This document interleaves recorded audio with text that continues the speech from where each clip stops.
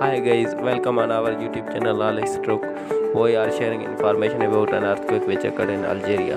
Today, 28 January 2022, an earthquake hits Algeria. According to United States Geological Survey and European Mediterranean Seismological Center, today an earthquake hits Algeria and its magnitude was 3.8 and it was at 8 am according to local time. For more latest updates, please like, subscribe and share our YouTube channel.